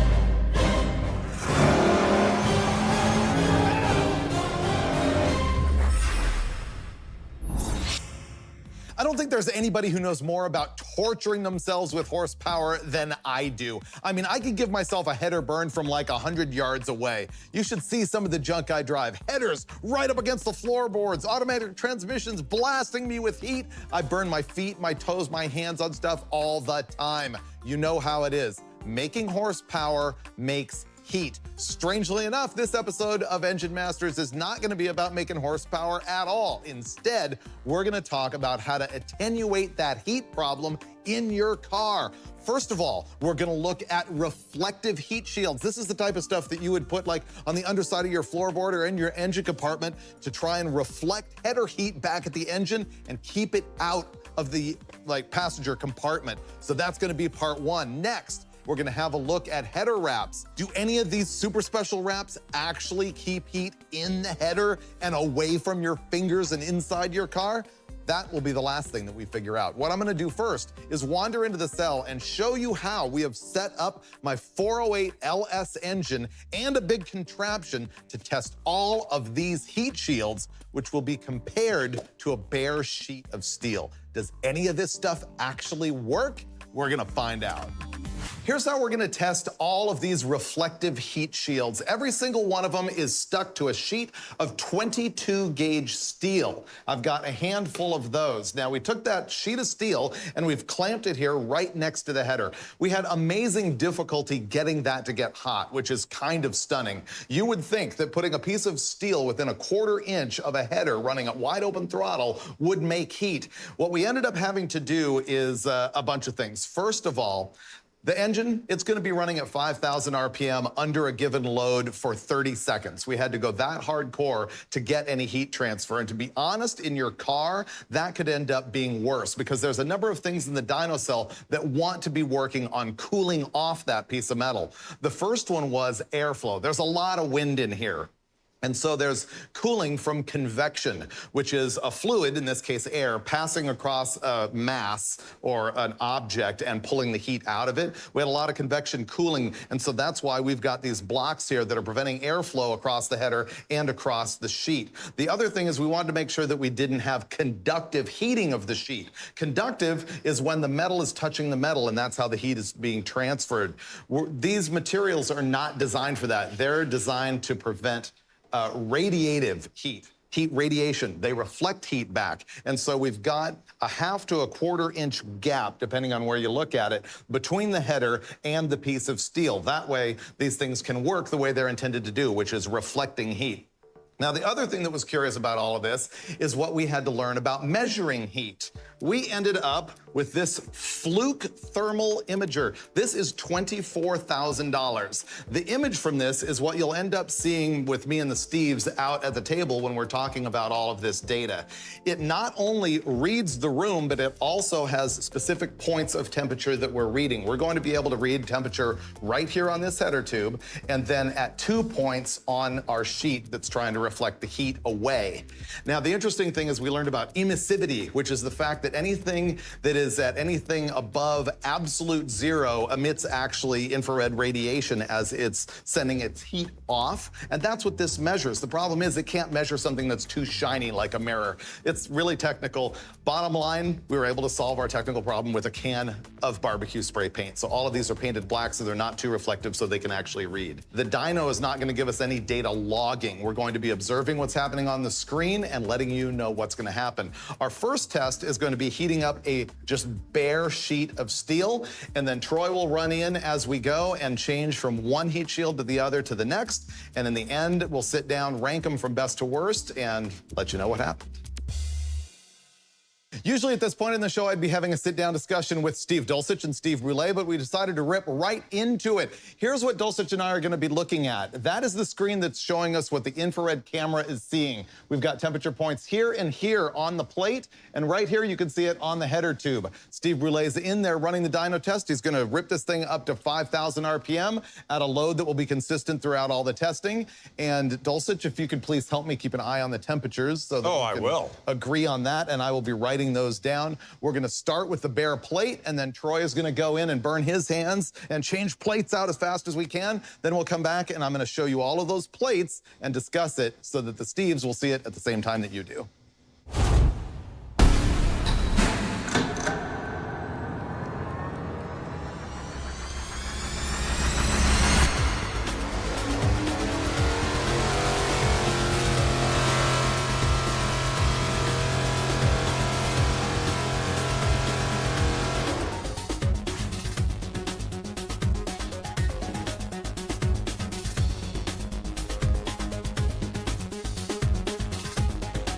The first heat shield that's going to be run here is the lava shield. How's that possible? That doesn't make any sense. No! It's a heat-absorbing mat. Whoa! I have to go inspect this. That's insane. Is it touching? It just picked up like 100 degrees. It's 100 degrees hotter than no mat at all. Let's go look at that. 200 degrees almost. That actually made it worse. It made it hotter. Now we've taken that same piece of metal that had the lava shield on it and flipped it over so that the shield is pointed out. It's not facing the header. We'll just see if there's a difference there.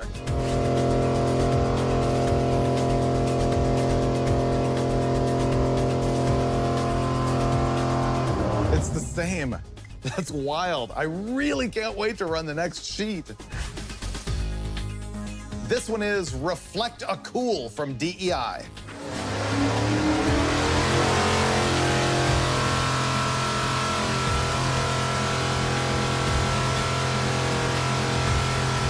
Another DEI product this time, but it's Reflect a Gold. It's the gold one.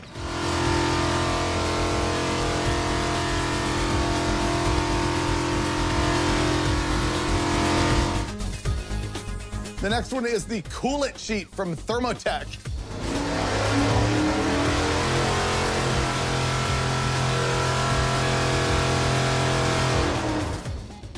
Our last test is going to be the only one with a little bit of insulation. It's the Sticky Shield from Heat Shield Products.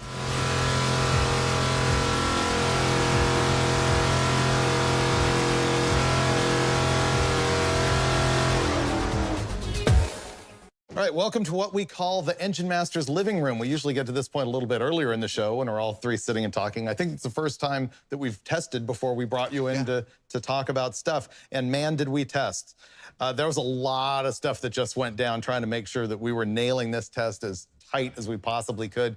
But we weren't able to actually nail precise degrees on this stuff, but man, were we able to see some trends that are overwhelming and really unrefutable, because we went back and forth and tested over and over and over, rebaselining, making sure that the trends were the same. You made me do it over and over and over. Hey, it's my motor running at 5,000 RPM at full load for 30 seconds over and over and over. That's something else that we don't normally do the way we test it. I mean, I was parking the thing at 5,000 RPM, wide open, for 30 seconds at a time to make sure we were generating header heat to the point where, you know, headers were stabilizing, what did you say, somewhere around 950 or still creeping up, but kind of taking that once we started getting in the groove, we were able to really nail a consistency where the surface temperature of the plate and the header has the same at the starting point, and you ran it at 30 seconds, and the thing ended at the same header temperature every time.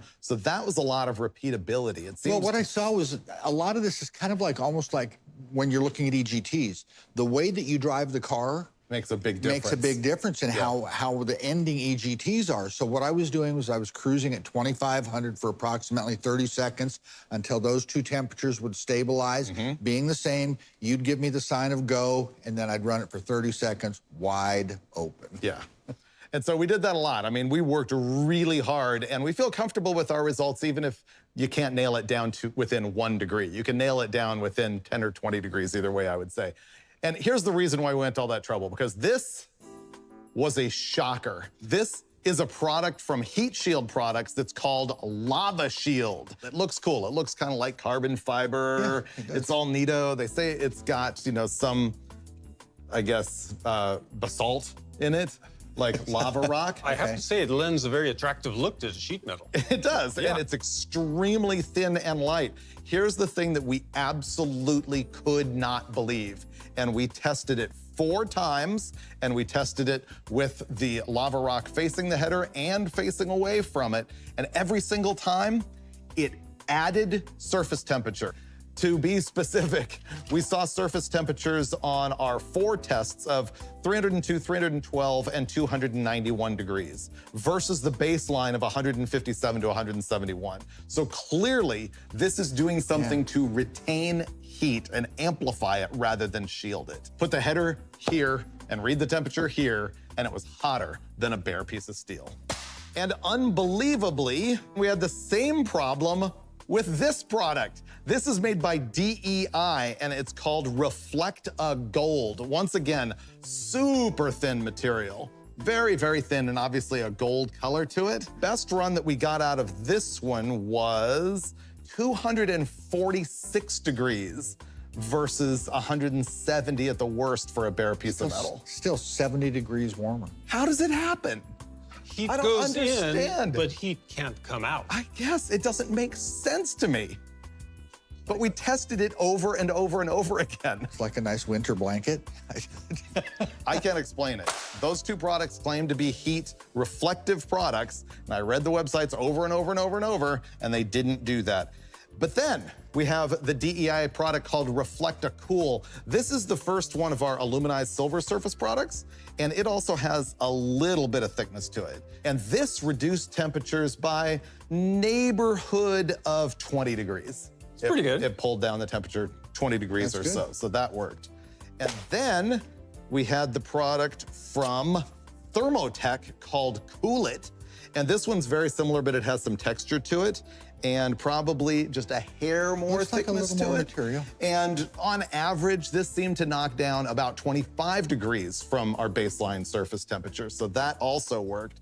And then the product that I looked at right out of the box, and I think you all did, and said, this is gonna be the one that absolutely works. And the reason is that it is an aluminized cover that has some bumps in it, but it has a thin layer of fiberglass insulation to it, and that insulation is gonna be the key. This is from a company called Heat Shield Products, and it's their sticky shield. This knocked 40 degrees. Well, it's the thickest of the products. Our intuition says this looks like it should be better. Right. This isn't that much different than home insulation. When it's thicker, it does a better job. I think the best insulator is air, always. There's a lot of air pockets. It has a lot of air pockets in it. And so really what I wanted to do here was not like a brand-to-brand shootout, but I wanted to get a variety of different styles of reflective products, and not the stuff that is sound deadener that goes on top, but the stuff that I thought you would run on the underside of your floorboards or on your inside your engine compartment under your hood. And I think my conclusion is that the stuff with insulation, with some thickness, with some fiberglass is always gonna be better than just that thin coat. This one is gonna be the one that I would pick. This is, once again, the sticky shield. On average, it would reduce roughly 39 degrees off of our testing. That's pretty good. That's Yeah. a lot. The other thing that I would say in all of our testing here is that we struggled to get heat into these things. And in the car, I can tell you it's way worse. Yeah, and part of it is the length of time, I think. The duration that a piece of material is subject to the heat.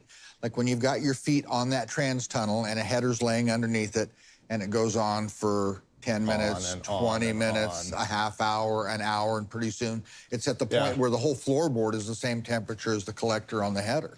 And when you were doing the testing, both the surface temperature of these as well as of the header was continuing to climb with time. He had it parked at 1 RPM wide open, and it just kept on going up and up and up. And you're not cruising 5,000 RPM at full load on the highway, but if you're cruising a longer duration, there's less airflow underneath the hood. And I've literally burned my sandaled feet in many, many roadkill project cars. Yeah. Next thing I would like to do is the age-old header wrap. I got the top 3 heat shield companies that I could tell from shopping at Summit. The most common stuff is the Thermotech. That's their copper, Generation 2 copper. Then DEI is another big brand. This is their titanium. And finally, the Heat Shield Products Inferno exhaust wrap. So, it's a good name. Once again, I got these not as a shootout for these 3 brands, but because these seemed to be 3 different approaches, just sort of the old school kind, the titanium, and the copper. I don't know anything deeper about them than that, other than we're gonna find out if they work or not. I think what I actually would like to do is re-forward data, and then we'll run it again once we've wrapped them. Okay. So let's re-aim and get a baseline.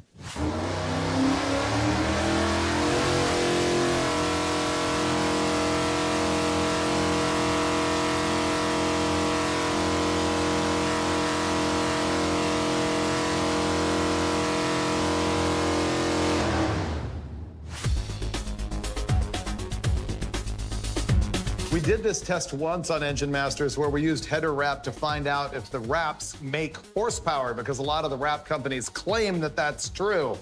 We were not able to duplicate that scenario. They say that by wrapping the pipes, it makes it hotter inside the pipe, which makes higher pressure, which makes it escape out the back faster, which, pulls, what's the word? It evacuates the exhaust better and makes horsepower. We were unable to prove that. That's not what we're doing this time. This time we're just trying to look at the surface temperature. All right, rather than clamping it, Steve's gone with the half hitch. I will cut off the excess, and then you've proven your abilities. You can do the other 2 as well. I knew that was coming. Yeah, I know. But I'm enjoying wrapping headers so much, I'm looking forward to doing the rest of them. Normally I would get a wider material for wrapping header tubes, but this is what was available, so I got 1 inch on all of them. He's doing about a half overlap on each wrap, like so. Does it seem to you that the titanium wrap is a little bit more flexible, sort of softer, fabricier? It just has some very endearing properties. You may be right about that. Yeah, it seems just softer. It looks cool. It's like semi-metallic. Yeah, the question is, how's it gonna do as far as the heat handling properties? I think these are all gonna work. You're doing impressive work, Dolchek. When it comes to working with fabric, I'm your guy.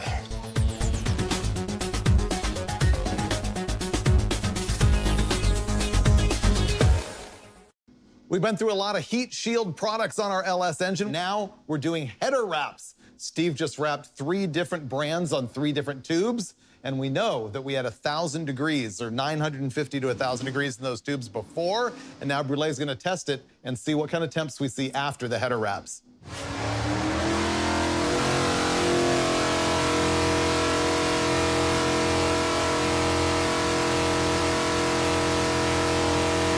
All right, he's gonna give it a full 30 seconds at wide open throttle at 180 RPM.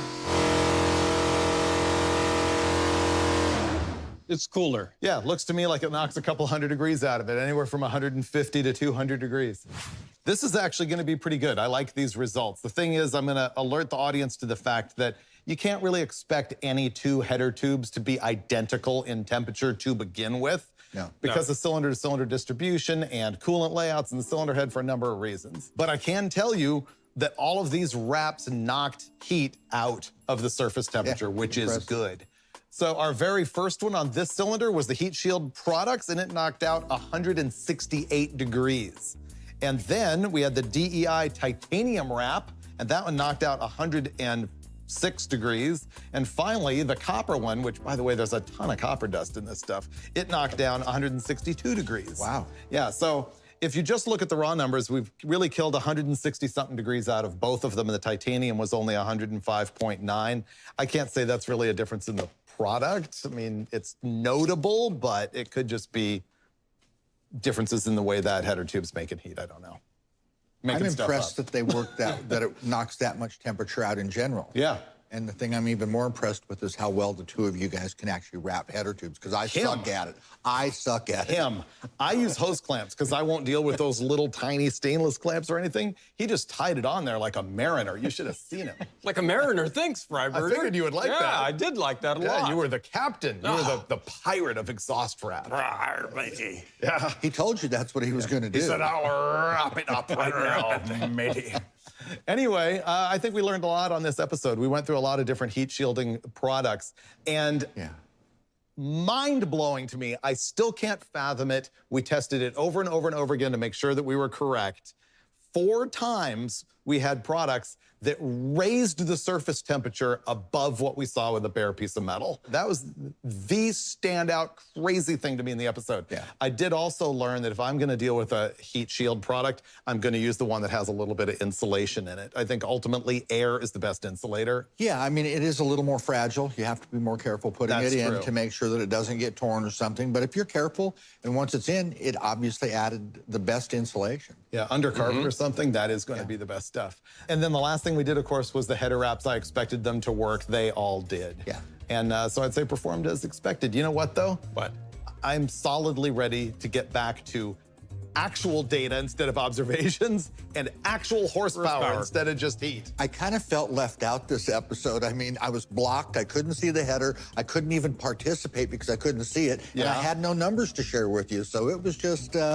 yeah, you were just sitting there pulling the handle. Yeah. Now, we'll let you do more next time, I promise, as we make more horsepower, which is what we really prefer to do every single time on Engine Masters. I'm enjoying wrapping headers so much, I look forward to doing the rest of them. Just don't sever an artery. Oh. There we go. If I severed an artery, would you get the other 2? We might wrap for the day. Okay. You getting fiberglass in your fingers? No. No, I'm being very cautious not to get fiberglass in my fingers. Are you getting titanium on your fingers now? My fingers are already titanium, bro.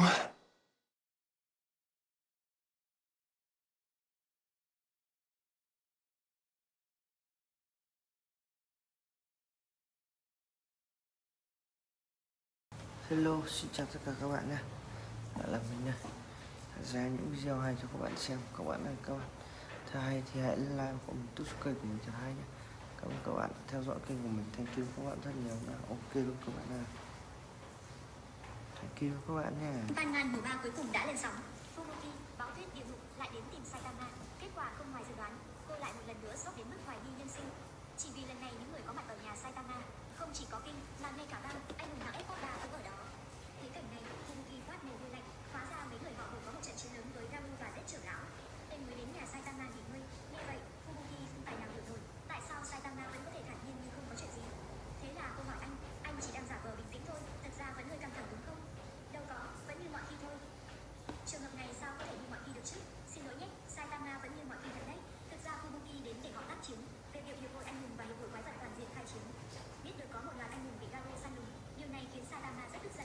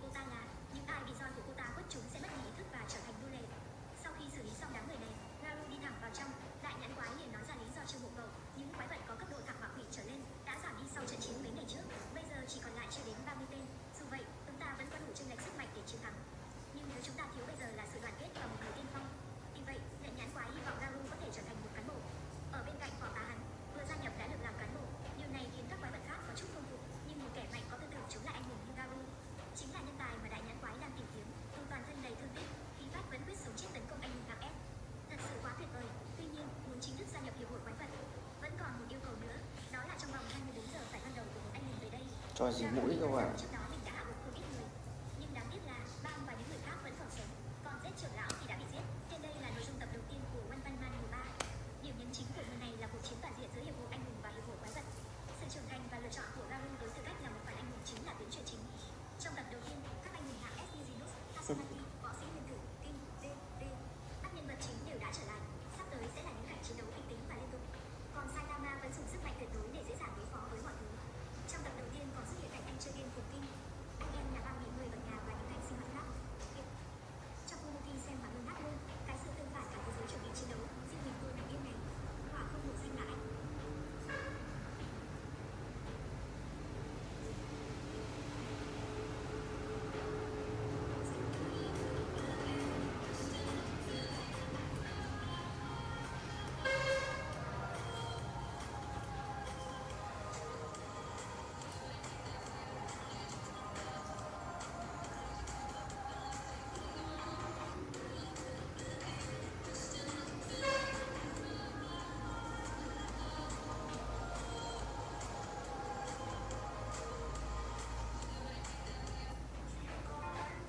Anh muốn về quê thì về, tôi không đi đâu cả.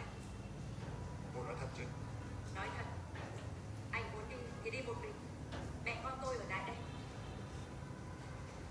Công việc làm ăn đang thuận lợi. Tự dưng nghe lão cố vấn nói dăm ba câu, khăng khăng về đòi bán nhà, bắt vợ con về quê. Chẳng hiểu ra làm sao cả. Cô giải thích cho tôi được. Đừng có mang con cái cho dọa tôi. Tôi chẳng dọa ai cả. Người nào thích về thì cứ về. Chuyện nào lại gái cho chồng. Lấy nhau hàng chục năm rồi chưa biết mặt quê chồng. Thế mà còn can học cả mặt cãi à? Thế cô có đi không thì bảo. Anh thích về quê, sau rồi mới ra tù, anh không về luôn đi. Tôi là cảnh báo cho tâm trạng của bạn không? Đấy là anh nói, chứ không phải tôi nói.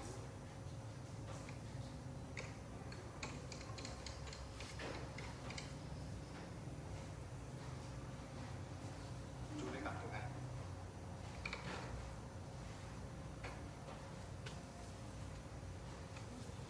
Thưa anh cho em. Chú chuẩn bị, ngày mai nhà tôi về cùng bạn. Vâng, thưa anh. Giỏi thì cứ đi đi.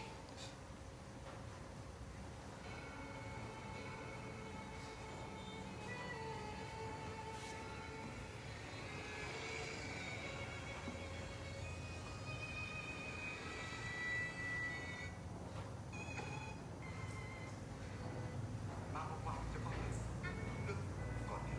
Tôi cười này.